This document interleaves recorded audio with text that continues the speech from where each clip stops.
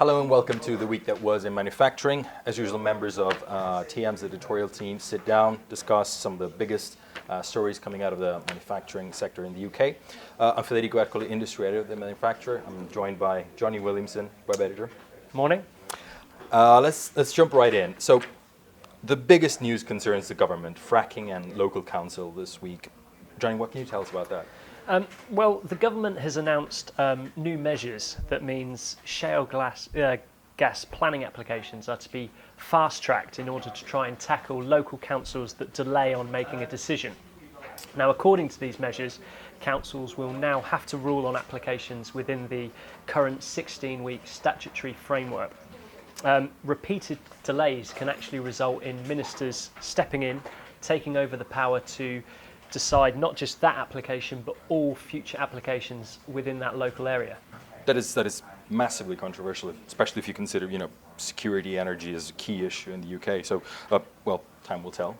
Absolutely. Is beneficial. Absolutely. I mean, it's controversial because from an industry standpoint, fracking could potentially address many firms' biggest energy concerns for the future, that of reliability, affordability and security. However, on the flip side, from an ecological perspective, the long-term environmental effects of fracking are still very much being researched. So many see these decisions to fast-track applications being rushed through without due consideration as potentially quite reckless.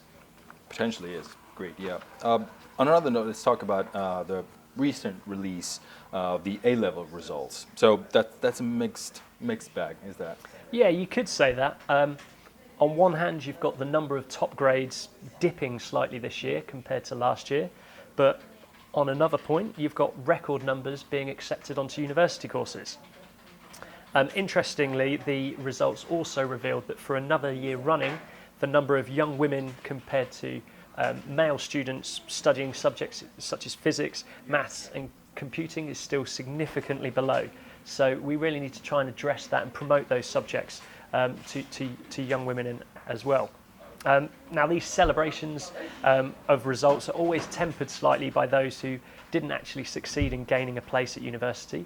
But actually this week, a large number of industry leaders have come out and advised that exploring a career in manufacturing or engineering can actually help turn their woes around. Yesterday, I was talking to the founder and managing director of sports and workwear manufacturer Xamax, Graham Thompson, and he told me, and I quote, "Manufacturing isn't what it was 20 years ago, but among young people there's still this idea that it's the greasy, dirty, dark profession of their grandparents' generation. The truth couldn't be more different, and industry can actually offer so many students real and lasting careers." It's actually very true, there needs to be a little change of mindset. Absolutely. Yeah. Our last bit of news is something that is very, very dear to the magazine, our readership, and involves manufacturers in the UK directly, and that's our TMMX Awards. Johnny, we have shortlisted our companies for all 12 categories. Yep, the shortlist came out yesterday, and these are the largest and most rigorously judged awards in our sector, and it's great to see so many examples of UK manufacturing at its absolute best. So in total, across the 12 categories, as you said, more than 50 companies will be vying for success on November 26 at the ICC in Birmingham. Now, obviously, I won't talk about them all, but I just wanted to highlight particularly Coty Manufacturing UK, which has an impressive 7 nominations this year, so congratulations to them. And also, it's great to see the return of 2014's overall Manufacturer of the Year, Extract, with 3 nominations. And obviously, November the 26th, there'll be more than 1,000 of industry's elite joining us in Birmingham, and the evening promises to be a fantastic recognition and celebration of UK manufacturing. Also this year, we've just announced we'll be joined by special guests, Conor LaRue, engineering lead at the Bloodhound project, and also the founder of Reggae Sauce, Levi Roots. So it really promises to be a fantastic evening. Looking forward to that. Best of luck to all the shortlisted. As always, links to these stories can be found in the description box below. That is all for today, but do not forget that you can read all about these stories and more on our website at themanufacturer.com, and that you can keep up to date on our Twitter account at themanufacturer. Thank you, Johnny. Pleasure. Thanks for watching us, and see you next week.